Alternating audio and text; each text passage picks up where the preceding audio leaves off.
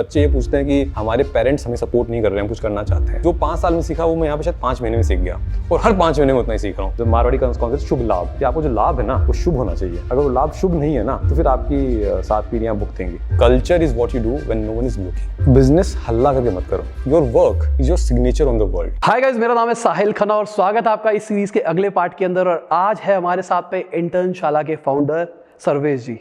तो चलिए इनसे आज जानते हैं इनकी जर्नी के बारे में, किस तरीके से उन्होंने अपना बिजनेस शुरू किया। ये IITian भी है, किस तरीके से IIT से इंटर्नशाला बनाया उन्होंने। सबसे पहले तो आप अपनी जर्नी बताइए, आपने कैसे शुरू किया। इंटर्नशाला मैंने 2010 में शुरू किया। 2006 में मैंने IIT मद्रास से अपना सिविल इंजीनियरिंग डुअल डिग्री का प्रोग्राम कंप्लीट किया, और उसके बाद मैंने 5 साल बैंकिंग एंड फाइनेंस सेक्टर में काम किया। I started with capital one in UK, वहाँ 2 साल काम किया। फिर बार्कलेज बैंक बॉम्बे में मैंने 1.5 साल काम किया। प्रोफाइल क्या थी? बिजनेस एनालिस्ट, जो आज डेटा साइंस जिसे हम बोल रहे हैं, उस टाइम पे उसको बिजनेस एनालिस्ट या डेटा एनालिस्ट कहते थे। मैं भी था। अच्छा, आप भी थे? तो उस चीज़ में मैंने काम किया, और वहीं से मुझे थोड़ा डेटा को देख के बिजनेस की अंडरस्टैंडिंग कैसे है उसके बारे में सीखा। तो इंटर्नशाला से शुरू होने से पहले की हिस्ट्री है कि I come from a business family. तो मैं राजस्थान में एक प्लेस है नवलगढ़, वहाँ पे मारवाड़ी फैमिली है। तो बिजनेस हमेशा से देखा है, बिजनेस में ही पला बड़ा हूँ। तो हमारी किराने की दुकान थी छोटी सी, और एक ऑयल मिल थी। तो वहाँ पे किसानों से डील करना, कस्टमर से डील करना, उनको कन्विंस करना कि नहीं ये डील हमारी अच्छी है, या उनसे पैसे निकालना। जब किसी को आपने उधार पे सामान दे दिया हो तो जाके उनसे हमसे उगाही करना बोलते हैं, तो वो सब सीखा। तो नेचुरली मुझे कहीं ना कहीं वो इंक्लिनेशन था कि कभी अपना खुद का एक बिजनेस बने। और IIT में जाने के बाद ये फील हुआ कि एजुकेशन एक बहुत पावरफुल चीज़ है। जैसे मैं एक छोटे से गाँव से नवलगढ़ से आया, और मेरे बैचमेट से मगर अपनी लाइफ को कंपेयर करूँ तो बहुत डिफरेंट लाइफ में जी पाया, ओनली बिकॉज एजुकेशन मुझे अच्छी मिली। तो मेरे दिमाग में हमेशा से था कि अगर हमें कुछ बड़ा करना है, कुछ लोगों का भला करना है, तो एजुकेशन फील्ड में अगर आप ऐसा कुछ करेंगे तो मिलियंस का फ़ायदा होगा। मतलब लाखों लोगों का आप फ़ायदा होगा। जैसे आप एक सीरीज चला रहे हैं यूट्यूब पे, हज़ारों लोग इसे देखते हैं, तो दे लर्न समथिंग, है ना। तो एक डिज़ायर थी कि बिज़नेस भी करना है और एजुकेशन फील्ड में कुछ करें। तो इन्हीं सब चीज़ों का तालमेल बैठते हुए फिर 2010 में सोच ही रहा था क्या करूँ। काफ़ी टाइम से बिज़नेस करने का मन में था, तो आइडिया समझ में नहीं आ रहा था। तो मेरा एक फ्रेंड था जो IIT मद्रास में मेरे साथ था। 2006 में हम जब ग्रेजुएट हुए, और IIT मद्रास से वो भी ग्रेजुएट हुआ। उसने लंदन बिजनेस स्कूल से अपना MBA किया, और MBA में फर्स्ट ईयर में समर इंटर्नशिप ढूंढ रहा था वो इंडिया में। तो उसको इंटर्नशिप नहीं मिली इंडिया में। तो मैं सोचने लगा कि अगर IIT से कोई पढ़ा हुआ है और लंदन स्कूल ऑफ बिजनेस से MBA कर रहा है, उसको इंटर्नशिप ढूंढने में इतनी तकलीफ हो रही है इंडिया में, तो बाकी लोगों को तो कितनी तकलीफ होती होगी। तो मैंने कहा इसमें लगता है एक ये हमारे एजुकेशन या सिस्टम में एक ब्लाइंड स्पॉट या कमी रह गई है। और फिर मुझे ये भी लगता था कि हमारे बहुत से ग्रेजुएट्स हैं, वो बोलते हैं जब हमने जॉब शुरू कर दी पर फिर जॉब में मज़ा नहीं आ रहा, क्योंकि हमें कुछ आइडिया नहीं इस जॉब में होता क्या है ना। हमें पता ही नहीं कि इस फील्ड में होता क्या है। और फिर कंपनीज ये बोलती हैं कि बच्चों को स्किल नहीं है, कि अगर काम पे आते हैं तो उन्हें काम करने का तरीका नहीं आता, या जो लेटेस्ट टेक्नोलॉजी उनके बारे में नहीं पता। तो दोनों तरह की प्रॉब्लम्स हैं। कंपनीज को भी शिकायत है कि हमारे ग्रेजुएट्स एम्प्लॉयबल नहीं है, और बच्चों को ये शिकायत है कि काम में मज़ा नहीं आ रहा, क्योंकि अभी कुछ आइडिया ही नहीं था। बेसिकली उस टाइम पे मुझे जितना याद है, उस टाइम पे इंटर्नशिप वाली जॉब की चीज़ नहीं होती थी। हाँ, मेरे को ऐसा लगता है हमारी ऑडियंस में से भी बहुत सारे लोगों ने इंटर्नशिप वर्ड ही आपकी वजह से सुना हो। हाँ, तो ये बिल्कुल IITs और IIMs में ही कुछ ही कॉलेजेस में कल्चर थी, बाकी मेजॉरिटी कॉलेजेस में तो नहीं थी, है ना। तो मुझे लगा कि यार इंटर्नशिप तो बहुत अच्छी चीज़ है। इट्स लाइक हम टेस्ट ड्राइव बोल लीजिए करियर का, या डेटिंग बोल लीजिए शादी करने से पहले, कि आप ट्राई कीजिए डिफरेंट फील्ड्स, और आपको पसंद आता है तो उसमें आप आगे बढ़िए, और उसका आपको स्किल्स भी मिलेगा। तो इन्हीं सब चीज़ों को सोचते हुए हमने प्लेटफॉर्म बनाने की सोची, इंटर्नशाला उसका नाम सोचा। इंटर्नशाला नाम इसलिए सोचा कि एक इंटर्नशिप के बारे में है, और इंडिया से बहुत जुड़ाव है। तो मैं चाहता था कि हमारे नाम के अंदर ऐसा कुछ हो कि कभी भी जब एक ग्लोबल ब्रांड बने तो लोगों को लगे कि हाँ इंडिया से बना है ये। तो और इंटर्नशिप का पर्पज़ भी सीखना होता है, तो पाठशाला भी सीखने की चीज़ होती है। तो इन सब का हमने कॉम्बिनेशन बना के इंटर्नशाला नाम रखा हमारे वेंचर का। तो स्टार्टिंग में आपने ये शुरू फुल फ्लेजेड नहीं, हाँ, मैं ये शुरुआत की मैंने एज अ ब्लॉग, है ना। आप डिजिटल मार्केटिंग एजेंसी चलाते हैं, तो डिजिटल मार्केटिंग का कितना बड़ा रोल रहा है इंटर्नशाला के बनने में, बहुत इंटरेस्टिंग कहानी है। मैं IIT से ग्रेजुएट हुआ, पर IIT में मुझे प्रोग्रामिंग से बहुत डर लगता था। मैं प्रोग्रामिंग में कर ही नहीं सकता था। बेसिकली आपने सिविल इंजीनियरिंग? हाँ, सिविल इंजीनियरिंग करी है, और प्रोग्रामिंग गाँव में पढ़ा तो कंप्यूटर कभी देखा नहीं था। तो कॉलेज में जाके पहली बार कंप्यूटर देखा मैंने। तो कंप्यूटर पे इंटरनेट चलाना सीख गया, वर्ड डॉक्यूमेंट में काम करना सीख गया, एक्सेल में काम करना सीख गया, यही बहुत था मेरे लिए। प्रोग्रामिंग से बहुत डर लगता था मेरे को। तो पूरे 5 साल मैंने प्रोग्रामिंग नहीं करी, और जब अब इंटर्नशिप प्लेटफॉर्म बनाने की बात आई तो मुझे इस बात का बहुत दुख है। मैं सभी को ये बोलना चाहूँगा कि लाइफ में आप ये मत सोचिए कि प्रोग्रामिंग सिर्फ इसीलिए करनी है कि आपको 9 to 5 जॉब करनी है, कोडिंग करनी है। प्रोग्रामिंग का बहुत फ़ायदे होते हैं। कभी कभी सिंपल सी HTML प्रोग्रामिंग आप कर लें तो अच्छा है। पर एनीवे, तो मुझे इंटर्नशिप पे कुछ प्लेटफॉर्म बनाना था, इंटर्नशिप बनाना था, तो मैंने वेबसाइट बनानी आती नहीं मुझे, तो मैंने ब्लॉग से शुरू किया, वर्डप्रेस ब्लॉग से शुरू किया। वहाँ पे मैंने इंटर्नशिप ब्लॉग बना दिया, और पहली बार जब गूगल एनालिटिक्स का ट्रैकर उसमें लगाया और गूगल एनालिटिक्स के अकाउंट में गया और डैशबोर्ड में देखा कि कोई खड़गपुर से यहाँ पे विजिटर आया हुआ है, कोई चेन्नई से आया हुआ है, तो बड़ी पावरफुल फीलिंग है कि आप कुछ ऐसा बना रहे हैं जो कोई स्टूडेंट खड़गपुर में उसकी वैल्यू समझ पा रहा है, कोई रांची में उसकी वैल्यू समझ पा रहा है, कोई दिल्ली से आ रहा है, कोई जम्मू कश्मीर से आ रहा है, तो बहुत अच्छा लगा। किस टाइप का कंटेंट डाल रहे थे उसमें? हाँ, अब कंटेंट की बात है। अब देखिए, इंटर्नशिप प्लेटफॉर्म एक टू साइड बिजनेस है, एक तरफ कंपनीज चाहिए और एक तरफ स्टूडेंट्स चाहिए। तो अब कंपनीज तब तक नहीं आएंगी जब तक स्टूडेंट्स नहीं होंगे, है ना, और स्टूडेंट्स तब तक नहीं आएंगे जब तक कंपनीज नहीं होंगी। तो चिकन और एग वाली सिचुएशन हो गई कि आप क्या लाएं पहले। तो मैंने अपने किसी फ्रेंड के थ्रू किसी सीनियर से बात करी, उन्होंने बोला कि जो आपकी जो प्रॉब्लम है ना, वही प्रॉब्लम संजीव बिखचंदानी को भी आई थी जब उन्होंने Naukri.com शुरू किया था। देखिए 1999 में कितने बड़े, मतलब पायोनियर कहता हूँ मैं उनको। 1999 में जब .com का नाम भी नहीं पता था इंडिया में, तो उन्होंने Naukri.com जैसा बिजनेस शुरू किया। तो वो क्या करते थे, ऐसा मेरे सीनियर ने मुझे बताया, मुझे पता नहीं सच है या नहीं है, कि वो न्यूज़पेपर्स में जो लिस्टिंग आती है ना, जॉब लिस्टिंग, जो क्लासिफाइड ऐड आते हैं, तो वहाँ से वो लिस्टिंग उठा के अपनी साइट पर डाला करते थे Naukri.com पे। तो उन्होंने ऐसे एक लिस्टिंग का डेटाबेस बना लिया। फिर उन्होंने बोला कि भाई Naukri.com में बहुत सारी जॉब्स हैं, आइए। तो लोगों ने आना रजिस्टर करना शुरू किया। जब बच्चे रजिस्टर हो गए या कैंडिडेट्स रजिस्टर हो गए, तो उन्होंने कंपनीज को बोला भाई हमारे साइट पे इतने सारे कैंडिडेट्स, आइए हायर कीजिए। तो इस तरह से उन्होंने बिजनेस बनाया। तो मैंने कहा ये अच्छा आइडिया है। तो मैंने क्या किया, उस टाइम पे बहुत सारे गवर्नमेंट ऑर्गेनाइजेशंस, फॉरेन यूनिवर्सिटीज़ वो इंटर्नशिप प्रोग्राम रन तो करती थी और इंडियन स्टूडेंट्स के लिए एलिजिबल भी थे वो उसके लिए अप्लाई करने के लिए, पर वो कोई सेंट्रलाइज डेटाबेस नहीं था।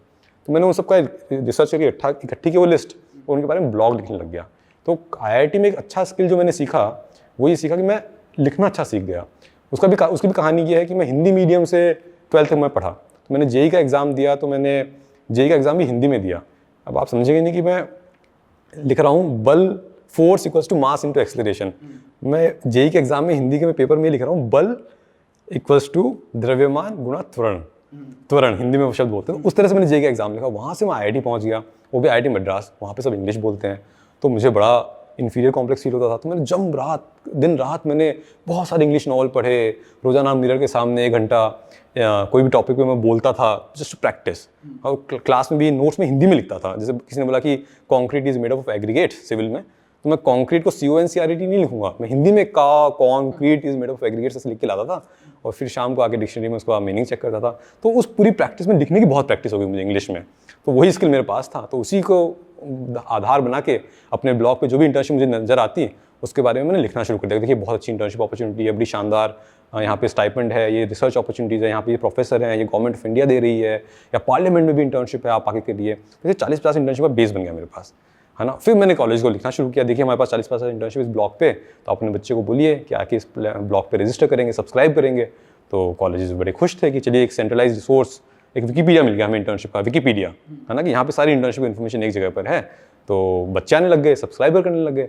और जब सब्सक्राइब कर लिया उन्होंने, तो फिर मैं कंपनीज के पास जाने लगा कि प्लीज़ आप हमारे प्लेटफॉर्म पे आके इंटर्न्स हायर कीजिए बच्चों के लिए। अब ये देखिए कई बार ज़िंदगी में इत्तेफाक भी बहुत अच्छी चीज़ होती है। और मतलब कई बार होता है ना कि अगर आप किसी चीज़ को बनाना चाहते हैं तो पूरी कायनात जुड़ जाती है आपको बनाने में। तो उसी टाइम पे मुझे उस वक्त बिल्कुल आइडिया ही नहीं था कि कितनी कंपनी ऐसी हैं जो इंटर्न्स हायर भी करना चाहती हैं। पर खुशकिस्मती हमारी ये रही कि उसी टाइम इंडिया में स्टार्टअप बूम आया। 2010-11 की बात है ना, 2010-11 में इंडिया में स्टार्टअप बूम आया। तो बहुत सारे स्टार्टअप्स इंडिया में आने लगे, और स्टार्टअप्स को इंटर्न्स की बहुत ज़रूरत होती है, क्योंकि उनके लिए तो लॉन्ग टर्म कोई प्लानिंग क्लैरिटी होती नहीं है उनको। तो चाहते हैं कि इंटर्न्स आएँ, अच्छा काम करें और चले जाएँ 2 महीने में। तो उसी टाइम पे जैसे इंटर्नशिप शुरू हुआ, उसी टाइम पे स्टार्टअप बूम शुरू हो गया इंडिया के अंदर। तो स्टार्टअप्स को लगा इसमें वैल्यू है, पर इन स्टार्टअप्स को मैं रीच आउट कैसे करूँ, ठीक है। तो वहीं पे IIT मद्रास में मेरे जो and I always maintain good relation with IIT Madras, मेरे हमेशा टच में रहा प्रोफेसर से। तो IIT मद्रास में हमारी एलुमनाई सेल है, उनको पता चला कि हमारा एक पास एक्स स्टूडेंट एक इंटर्नशिप का प्लेटफॉर्म क्रिएट कर रहा है। तो उन्होंने बोला कि आप इसके बारे में एक राइटअप भेजिए और हम हमारे सारे एलुमनाई को ईमेल कर देंगे। हमारे अब देखिए 1962 में पहला बैच निकला था IIT मद्रास का, और 2010 तक 36,000 एलुमनाई IIT मद्रास के निकल चुके हैं। उनमें से 18,000 का हमारे पास ईमेल ID था। और वो एलुमनाई कहाँ पर है, कोई हार्वर्ड में डीन है, कोई IBM का मैनेजिंग डायरेक्टर है, कोई कहीं पर CTO है, कोई स्टार्टअप कर रहा है।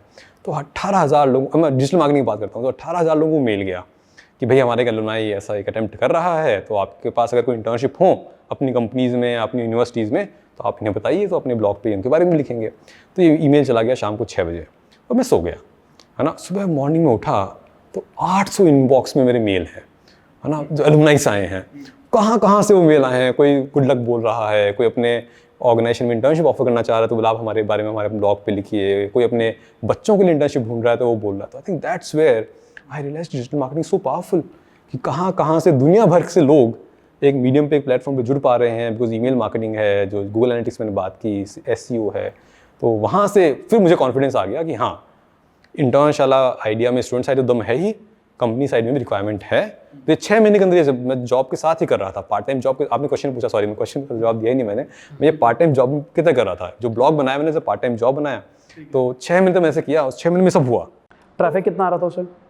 आई थिंक जब मैंने जॉब छोड़ी 6 महीने बाद, तो हमारा 2000 विजिटर्स अ डे आ रहा था, है ना। तो क्योंकि इंटर्नशिप का तो सीजन भी था ना। बिजनेस मॉडल था उससे? नहीं, हाँ, बिजनेस मॉडल तो कुछ भी नहीं था। मतलब कि अगर एड्स का भी नहीं कर रखा था कुछ आइडिया नहीं था। मतलब ये है कि मैंने गूगल स्टोरी बोल के बुक पढ़ी थी, और गूगल स्टोरी बुक में ये लिखा था कि if you are creating value, है ना, मनी विल फिगर आउट। अगर आप वैल्यू क्रिएट कर रहे हैं तो कहीं ना कहीं से मोनेटाइजेशन हो जाएगा, आप फोकस कीजिए वैल्यू क्रिएट करने पे। और मेरा वैल्यू क्रिएशन और मेरा मोनेटाइजेशन पे ध्यान इसलिए, मुझे मज़ा बहुत आ रहा था। मेरा तो लाइफ में पर्पस हमेशा ये रहा है कुछ नया सीखूं। जब भी कुछ नया हो रहा है तो बड़ा मज़ा आता है। You know, every time as a founder you get bored, every 6 months 12 months you want something new. तो बड़ा मज़ा आ रहा था मेरे को। तो मैंने कहा इतना मज़ा आ रहा है, करो इसको। जब अगर पैसा नहीं बनेगा तो वापस जॉब पे चले जाएंगे। हमारी डिग्री है, जो हमारा एजुकेशन है, वो तो कहीं गया ही नहीं है, वो तो हम कभी भी वापस चले जाएंगे मार्केट में, तो कोई ना कोई हायर कर ही लेगा। बड़ा मज़ा बड़ा आ रहा था, तो करने लग गया मैं उससे। तो उसका कोई मोनेटाइजेशन मॉडल कुछ नहीं सोचा, बस मैंने ये बिलीव था कि अगर मैं कुछ कर रहा हूँ और उसमें दम है आइडिया में। घर से सपोर्ट था? घर से बहुत सपोर्ट था। मैं घर के सपोर्ट की तो मैं अलग ही कहानी है, अगर उस पर चला जाऊँ तो 1 घंटा उस पर बता दूंगा। पर घर पे मेरे पेरेंट्स ने हमेशा, एक तो मैंने बताया कि मैं नवलगढ़ से पहला बच्चा हूँ जिसने IIT क्रैक किया, नवलगढ़ से मैं पहला बच्चा हूँ जिसने 10th में मेरिट बोर्ड में नाम आया। तो मेरी नवलगढ़ में सर्वेश अग्रवाल की अलग ही धाक है ना। एक छोटे गाँव के अंदर, मैं गाँव का बेटा हूँ। अगर आप गाँव में जाएंगे और सर्वेश अग्रवाल के बारे में बात करेंगे ना, तो everybody will think of me as their son, क्योंकि वहाँ से मैं निकला। और आज भी उनके काफ़ी सिबलिंग्स को, बच्चों को मैं गाइड करता हूँ। तो दे वो ऑलवेज बिलीव कि सर्वेश जो कर रहा है उससे क्लैरिटी है, वो सही है। तो और मुझे ये लगता है कि ये अच्छा पॉइंट है। मैं एक मैसेज भी देना चाहता हूँ कि बहुत से बच्चे ये पूछते हैं कि हमारे पेरेंट्स हमें सपोर्ट नहीं कर रहे हैं, हम कुछ करना चाहते हैं। तो मुझे लगता है वो थोड़ा सा ना मिसकंसेप्शन है, क्योंकि पेरेंट्स ये नहीं सोच रहे, पेरेंट्स आपका ऐसा नहीं सपोर्ट नहीं कर रहे हैं। पेरेंट्स बस ये देखना चाहते हैं आप कितने डिटरमाइंड हो उस चीज़ को लेके। बस आपका वो, क्योंकि आपको मार्केट में जब आप निकलोगे तो आपको ठोकर खानी पड़ेगी, कस्टमर मना करेंगे, आपके एम्प्लॉयज़ मना करेंगे, इन्वेस्टर्स मना करेंगे। तो कितना आप रेजिस्टेंस झेल सकते हो, वही टेस्ट कर रहे हैं। और उनको बस, आज भी मेरी माँ के सवाल 10 साल पहले भी वही थे कि बेटा खाना खा लिया क्या, बेटा नींद आ गई क्या, बेटा खुश है ना। तो आज भी मेरे सवाल वही हैं। तो उन्होंने तो अभी मुझे पूछा नहीं कि तुम कितना पैसा बनाओगे, क्या करोगे।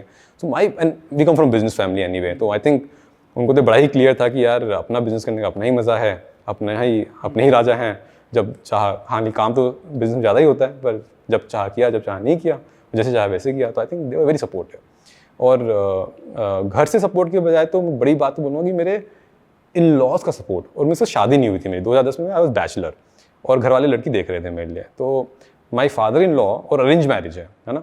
माई फादर इन लॉ जब वो आए मुझे देखने के लिए, उस वक्त मैं नोटिस पीरियड सर्व करता अविवा के अंदर, जो मेरी लास्ट जॉब है। तो वो इस इंप्रेशन आए, उन्होंने मेरा रिज्यूमे शॉर्टलिस्ट इसलिए किया बायोडाटा कि बच्चा IITian है और अविवा में सीनियर मैनेजर एनालिटिक्स है, अच्छी जॉब पर है, अच्छा करियर पाथ है इसका। तो इस इंप्रेशन पर आए। तो उन्होंने मुझसे पूछा भाई कि बताइए क्या करियर पाथ है आपका। मैंने कहा अंकल जी करियर पाथ तो अब ये है कि मैंने छोड़ दिया नौकरी और मैं तो ये स्टार्टअप करने वाला हूँ। तो वो बोले यार इतनी अच्छी नौकरी छोड़ रहे हो, तो इसमें भी समझो इसमें खूब फ्यूचर होगा, खूब पैसा बनेगा। मैं कभी, मुझे आइडिया नहीं है, मुझे बड़ा मज़ा आ रहा है, इसलिए मैं ये करना चाहता हूँ। तो देन ही वेंट बैक, है ना। अब he is from service class, he is a doctor, he is been into job all his life, and उनकी फैमिली में जो भी बैकग्राउंड है वो सर्विस क्लास से ही है। तो उस वक्त ही वेंट बैक, आंटी भी थी, है ना। जाके उन्होंने मना नहीं किया मेरे को, दे एक्सेप्टेड कि हाँ ये लड़का अच्छा है एंड अपनी बेटी को इसको दे सकते हैं। तो मुझे लगता है कि मुझसे बड़े एंटरप्रेन्योर तो वो हैं। अपनी बेटी का हाथ किसी ऐसे इंसान के हाथ में दे देना जो नौकरी भी नहीं कर रहा है अगले 3 साल। और my wife used to work in HDFC bank as a bank branch manager then. तो my wife would support me. तो मेरी बेटी के कमाई से घर का खर्च चलेगा 2 साल तक, एंड पर ये लड़का अच्छा है, तो ये रिस्क उन्होंने ले ली। और शादी उसी टाइम करा दी? हाँ, शादी उस टाइम करा दी उन्होंने, 6 महीने बाद शादी करा दी। और इंटर्नशाला अभी बन ही रहा है, अभी कुछ भी नहीं है। मतलब लॉजिकली आपको 1 साल ही हुआ था शुरू किए हुए? हाँ, तो मुझे 2010 के एंड में मैंने ब्लॉग शुरू किया पार्ट टाइम। 2011 के मिडिल तक मैंने फुल टाइम शुरू कर दिया। 2011 में अगस्त में मेरी एंगेजमेंट हो गई और 2012 में मेरी शादी हो गई। तो एक सवा साल और 2 साल तक मेरी वाइफ की सैलरी पे हमारा घर चला। 2 साल तक मैंने सैलरी भी नहीं उठाई कंपनी से। तो अकेले ही काम कर रहे थे? हाँ, अकेले। हाँ, तो वो भी एक स्टोरी है इंटर्नशाला की कैसे बनी। पर मेरा ये कहने का पॉइंट था कि तो मेरे फादर इन लॉ तो मैं मुझसे बड़ा एंटरप्रेन्योर मानता हूँ कि उन्होंने पता नहीं क्या देखा कि हाँ ये लॉन्ग टर्म बेट है, हमारी लॉन्ग टर्म इन्वेस्टमेंट है कि इस बच्चे इस लड़के पे दांव लगाया जा सकता है। आप उनसे इन्वेस्टमेंट टिप्स भी ले सकते हो, शेयर मार्केट में किस पे लगाना चाहिए। वो तो जबकि लाइफ में, रियल लाइफ में वो इतने कंजर्वेटिव हैं कि एफडीज के अलावा कहीं इन्वेस्ट ही नहीं करते। वो कभी भी शेयर मार्केट में इन्वेस्ट नहीं करेंगे। वो he comes from service class background की, यहाँ सैलरी आती है और उसको बचा के रखना है, उसको ग्रो करना है, घर बनाना है एटसेट्रा। तो I think I feel very proud of him and my wife कि दे टुक अ चांस ऑन मी। मेरे से बड़ा तो वो लोग हैं कि अपनी पूरी लाइफ उन्होंने एक तरह से अपने बच्चे को, किसी के फ्यूचर को इस तरह से किसी के हाथ में सौंप देने की बहुत बड़ी बात होती है। मुझे लगता है वो काफ़ी अच्छा था। तो ये फैमिली से सपोर्ट वाली बात हुई। अब चला कैसे कि अब इंटर्नशाला थी भाई। इंटर्नशाला मैं तो फुल टाइम अब आ गया। अब घर में ही एक सर्वेंट रूम को हमने स्टडी रूम में कन्वर्ट कर लिया, वही इंटर्नशाला का ऑफिस हो गया। काम पहले तो सब कुछ मैं ही कर रहा था भाई।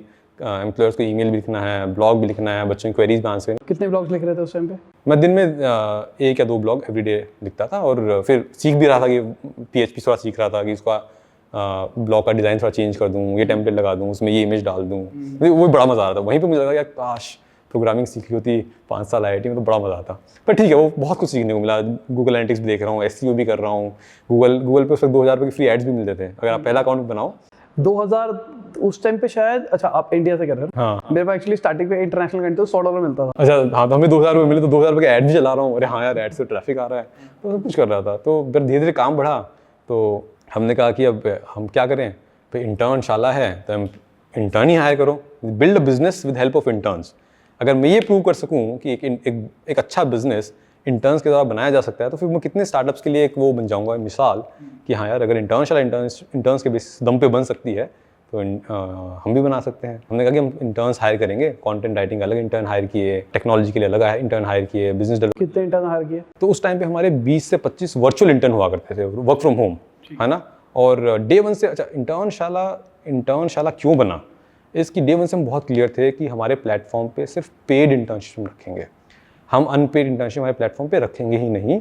क्योंकि हमारा ये मानना है कि कोई भी बिजनेस किसी इंटर्न को हायर करता है, वो इसलिए हायर करता है कि they expect some value out of them, कि हमें उनसे कुछ हमारे बिजनेस में फ़ायदा होगा। तो हम बड़े क्लियर थे राइट फ्रॉम द बिगिनिंग कि एक ऐसे मार्केट में जहाँ पे बहुत सारे इंटर्न्स थे और कम इंटर्नशिप्स थी, वी स्टूड फॉर इंटर्न्स। क्योंकि बहुत सारी अनएथिकल प्रैक्टिसेस भी थी। लोग पैसे चार्ज करते थे इंटर्नशिप के लिए, लोग फ्री में इंटर्नशिप करवाते थे, अनपेड इंटर्नशिप करवाते थे। तो हमने कहा हमारे प्लेटफॉर्म पे सिर्फ पेड इंटर्नशिप रहेगी और हर कंपनी को हम वेरीफाई करेंगे। मतलब कितना काउंटर इंट्यूटिव है कि एक डिमांड सप्लाई वाले मार्केट में जहाँ पे डिमांड बहुत ज़्यादा है, सप्लाई बहुत कम है, इंटर्नशिप बहुत कम है, we stood for the demand side because we said they need to be protected because they are in a very vulnerable position. तो हमने कहा कि सप्लाई से जो भी आ रही कंपनी, हर कंपनी को पहले मैं वेरीफाई करूँगा। ये कंपनी ऐसी होनी चाहिए जिसमें मुझे मजा आए काम करने में। अगर मुझे अगर फीलिंग आ रही है कि हाँ ये कंपनी अच्छी है तो मैं इसके बारे में ब्लॉग लिखूंगा, वरना मैं नहीं लिखूंगा। दूसरा, इस कंपनी को unless you are an NGO आपको स्टाइपेंड देना ही रहेगा, चाहे वो 1000 रुपये महीना ही हो, चाहे 2000 रुपये महीना ही हो, आपको स्टाइपेंड देना ही रहेगा। तो ये हमारे प्रिंसिपल्स थे राइट फ्रॉम द बिगिनिंग। आप कितना दे रहे थे? हाँ, तो अब अगर मैंने 2000 रुपये मिनिमम कर रखा है तो मुझे 2000 रुपये देना ही पड़ेगा। तो अब मुझे 2000 रुपये स्टाइपेंड मैंने ऑफर किया अपने प्लेटफॉर्म। 2000 इंटू 25 50,000 रुपये। हाँ। और आपके पास अभी कोई? हाँ, अभी कोई पैसा नहीं है। तो अभी खुद की सेविंग? हाँ, खुद की सेविंग। अभी मैंने, अच्छा उसका भी एक लेसन ये है कि स्टार्टअप ऐसा नहीं कि आप ब्लाइंड के आंखों से कूद जाओ, थोड़ा प्लानिंग कीजिए, कम से कम 2 साल अपने खर्चे प्लान कीजिए, उतनी सेविंग आपके पास होनी चाहिए। थैंकफुली मेरी वाइफ जॉब कर रही थी तो मुझे अपने खर्चों की चिंता नहीं थी, पर बिजनेस के खर्चे मैंने 2 साल के प्लान कर रखे थे। चलो अपने पास 5-10 लाख रुपए हैं और जरूरत पड़ी तो किसी सीनियर से मांग लेंगे या किसी मेरे प्रीवियस मैनेजर से मांग लेंगे, वो हम कर लेंगे। तो अब इंटर्न जैसे हायर किए जा रहे हैं, तब टेंशन हो रही है यार स्टाइपेंड कहाँ से देंगे। तो मैंने जो IIT मद्रास वाले ईमेल की मैंने आपसे बात करी कि IIT मद्रास का ईमेल गया था 2-3 महीने हो चुके हैं। वो ईमेल गया IBM के कंट्री डायरेक्टर को भी, वो IIT मद्रास के एलुमनस थे। तो फिर उनका एक दिन मेरे पास मेल आया कि आपसे बात करनी है। तो उस वक्त IBM एक ट्रेनिंग प्रोग्राम रन करता था कॉलेजेस में जहाँ पे IBM टेक्नोलॉजी से बच्चों को ट्रेन करते थे वो लोग। उनका ऑब्जेक्टिव था कि ज़्यादा बच्चे IBM टेक्नोलॉजी सीखेंगे तो मार्केट में IBM का नाम बनेगा। तो वो चाह रहे थे कुछ ऐसा प्लेटफॉर्म में मिल जाए जहाँ पे हम उसका बारे में बात कर सकें, उस प्रोग्राम के बारे में कंटिन्यूसली एक पेज वहाँ पे रहे हमारा, तो उसका तो हमारी विजिबिलिटी बनी रहेगी, IBM की विजिबिलिटी बनी रहेगी स्टूडेंट कम्युनिटी के अंदर। तो उनसे बात हुई तो उन्होंने बोला यार ऐसा करते हैं इस प्रोग्राम के ऊपर एक पेज आप बना दो, अपने डिस्क्रिप्शन ब्लॉग पे बना के डाल दीजिए, हम आपको उसका कुछ पैसा दे देंगे। तो उन्होंने हमसे एग्रीमेंट किया। अब वो पूछे कितना पैसा, तो मैंने कहा क्या मांगूँ। उस वक्त हमारे पास 4-5 इंटर्न थे, तो मैंने कहा चलिए आप 15,000 रुपये उस पेज के पर मंथ दे दीजिए। वो मैं बड़ा हिचकिचा रहा हूँ, ये मेरी लाइफ की पहली सेल है ना, मैंने ज़िंदगी में सेल करी नहीं है, घर पे करी थी, बिजनेस वो अलग है, पर प्रोफेशनल सेल ये पहली है। उस पर डेटा एनालिस्ट था, तो कंप्यूटर बैठे काम करता था, ग्राफ देख रहा हूँ। तो उन्होंने बोला ठीक है, तो मैं बड़ा हिचकिचा रहा हूँ, मैंने कहा 15,000 ज़्यादा नहीं मांग रहे। फिर जब उन्होंने ठीक है बोला, फिर आपको दुख नहीं हुआ? बहुत दुख हुआ। मैंने कहा यार ये क्या हो गया, IBM के 15,000 रुपये IBM की बैलेंस शीट में कहीं आता भी नहीं है। मुझे 10 ML के बाद इतने बड़े पैसे, बिलियंस ऑफ डॉलर का उनका बैलेंस शीट है, उसमें नंबर कहीं आता भी नहीं है। I should have asked for more.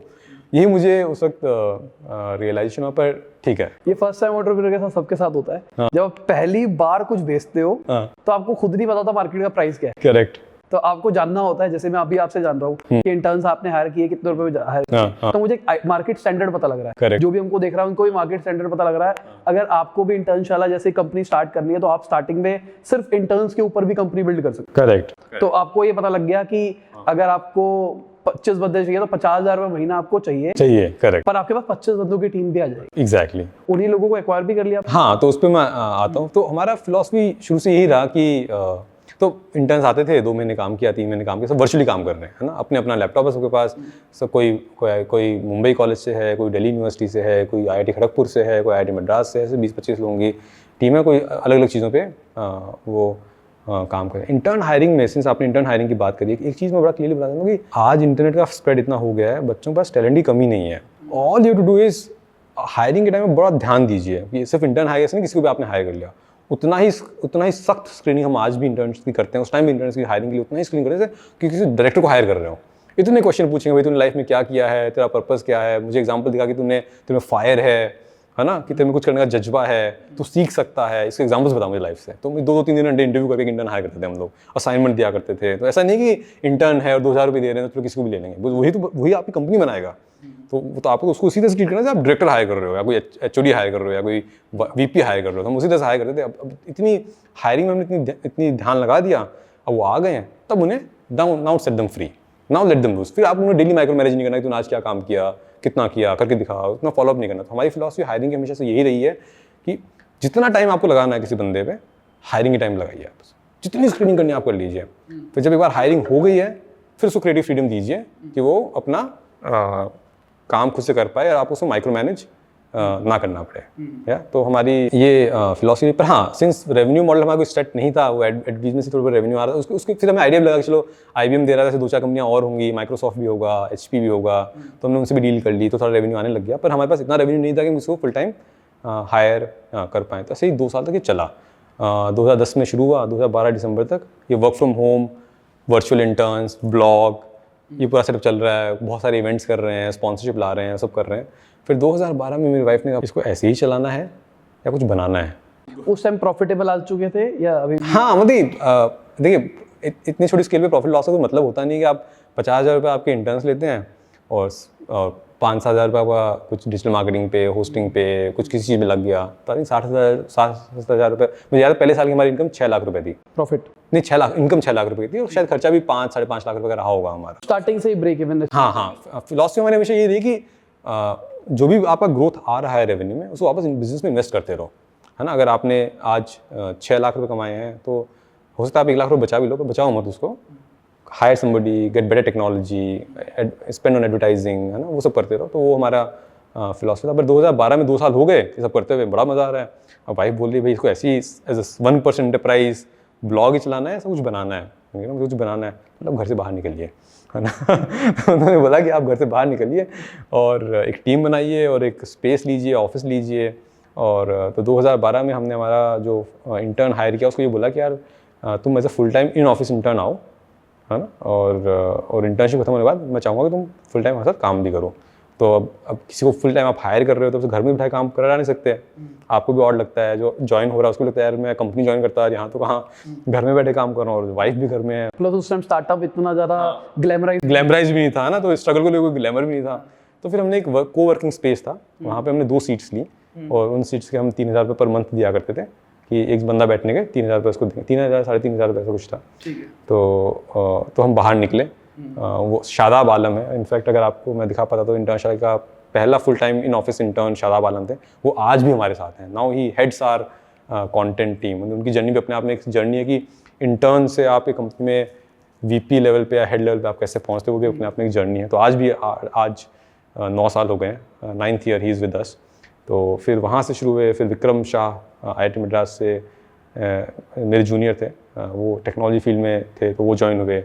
फिर धीरे धीरे लोग जुड़ते गए और कारवा बनता गया। वेबसाइट नहीं है तो आप देखिए कितनी अचरज की बात है कि जो अब लीन स्टार्टअप की फिलॉसफी बोलते हैं, बुक्स आ गई हैं लीन स्टार्टअप्स पे, पर उस टाइम माइंडसेट ये था कि कुछ करके कुछ करते रहो, है ना, एंड बना लेंगे। बेसिकली आप बिजनेस बैकग्राउंड से थे ना? हाँ। तो मुझे पर्सनली ऐसा लगता है बिजनेस वालों के पास में एक छोटी सी अनफेयर एडवांटेज जरूर होती है, क्योंकि हमने बचपन से देखा है कुछ भी करो प्रॉफिटेबल रहना है।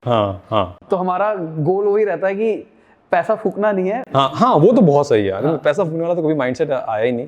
पर हाँ, ब्लॉग ही था और वेबसाइट बन नहीं पाई। पर इंटरेस्टिंग बात ये होगी, ब्रांड पहले बन गया इंटर्नशाला उस टाइम पे जो भी बना, अभी भी प्लेटफॉर्म नहीं बन पाया है, क्योंकि हमने ब्लॉग से इतना कुछ कर लिया, इतने सारे इवेंट्स कर लिए। कितना ट्रैफिक आ रहा था 2 साल बाद? 10 से 15,000 पर 10,000 पर डे तो आने लग गया होगा हमारा ट्रैफिक। जो ग्रोथ हैकिंग होती है ना, मैं आपको एग्जाम्पल देता हूँ कि समर के बाद ट्रैफिक गिर जाता है वेबसाइट पे, क्योंकि इंटर्नशिप खत्म हो गई, अब कौन आएगा वेबसाइट पे। तो हमने कहा तो बहुत बड़ी प्रॉब्लम है यार, ये तो बड़ा सीजनल बिजनेस बन जाएगा कि समर में आएगा, विंटर में आएगा, बाकी 8 महीने करेंगे क्या। तो हमने कहा समर इंटर्नशिप स्टोरी कॉन्टेस्ट के बच्चों से पूछते हैं आप इंटर्नशिप करके आए हो, उसकी स्टोरीज लिख के दो हमें, हमारे ब्लॉग पे पब्लिश करेंगे बेस्ट स्टोरी, और उसको 100 लाइक्स आ गए तो 100 रुपीज़ का रिचार्ज मिलेगा।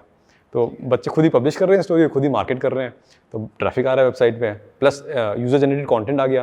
किसी ने वर्डप्रेस था अभी भी? हाँ, वर्डप्रेस गूगल फॉर्म पे स्टोरीज क्लिक करते हैं, हम एडिट करते हैं, पब्लिश कर रहे हैं, एडिट कर रहे हैं, पब्लिश कर रहे हैं, तो इतना तो ट्रैफिक आ रहा है उसमें।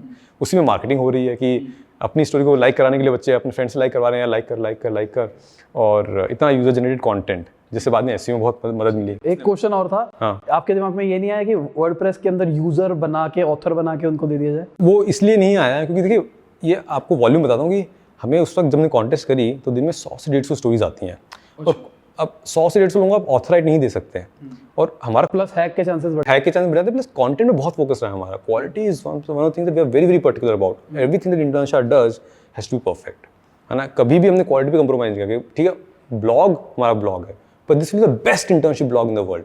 Just because it's a blog doesn't mean कि कुछ भी लिख दो, क्योंकि एक्चुअली कंटेंट की वैल्यू है ना। आपके YouTube पे आप वीडियो डाल रहे हैं तो ऐसा कुछ भी बना दो, you will want to quality content. तो हमारा वो बड़ा क्लियर फोकस था। तो जब कंटेंट आता था उसको एडिट भी कर? हाँ, उसको एडिट करते। हमारी टीम थी एडिटर, जो इंटर्न्स थे, वर्चुअल इंटर्न्स थे ना, तो एडिटिंग टीम अलग है, वो कॉन्टेस्ट की मार्केटिंग करने वाली टीम अलग है।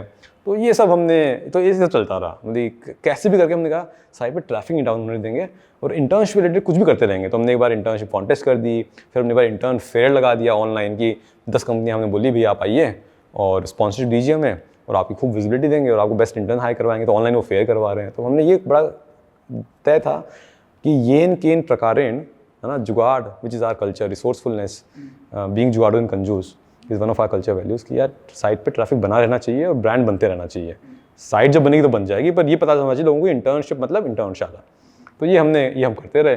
तो साइट 10,000 तक का ट्रैफिक आ रहा था। फिर हमने कहा यार इसे प्लेटफॉर्म बनाना रहेगा, और तो फिर हमने टेक्नोलॉजी टीम हायर करी। वो मेरा सबसे बड़ा स्ट्रगल रहा है। अगर आप पूछोगे कि सबसे बड़ा स्ट्रगल एंटरप्रेन्योरशिप जर्नी में आपका क्या रहा है, ये ना फैमिली रही है, ना आइडिया रहा है, ना कस्टमर रहे हैं, ना इन्वेस्टर रहा है। टेक्नोलॉजी में सबसे बड़ा स्ट्रगल था। 2 साल तक 2013 में हमारी वेबसाइट आई, वो भी मोबाइल फ्रेंडली नहीं थी, डेस्कटॉप साइट आई हमारी 2013 में। 3 साल तक ऐसा नहीं कि हमने कोशिश नहीं की, मैंने बहुत कोशिश की। कभी खुद से सीखने की कोशिश की, कभी किसी एजेंसी को हायर किया, कभी किसी फ्रीलांसर को हायर किया, पर वो बैठ ही नहीं पा रहा था। सेम मेरे साथ अभी पिछला साल ही ऐसे ही गया है। ऐसा ही क्या? मेरे साथ ऑलमोस्ट 4 लोगों ने ये काम किया है। हाँ। मैंने 2 एजेंसीज पकड़ी है। हाँ। और कुछ अपनी सॉर्ट ऑफ फ्रीलांसर की टीम पकड़ी, क्योंकि लॉकडाउन चल रहा था। हाँ। आप इन हाउस बुला नहीं सकते थे। Correct. तो मैंने कहा आप घर से ऑपरेट करो सबके सब। हाँ। तो ये पूरा साल मेरा ऑलमोस्ट 0 हो गया। करेक्ट, हाँ एग्जैक्टली। तो मैं 3 साल निकल गया। जो भी पैसे दिए मैंने, हाँ, हो गए, कुछ रिटर्न नहीं आया। हाँ, वेस्ट, एग्जैक्टली। तो यही है। अब फिर इसको सॉल्व कैसे किया इस प्रॉब्लम? हाँ, तो देखो, एक तो इंटर्नशाला का सब कुछ बड़ा ऑर्गेनिक हुआ।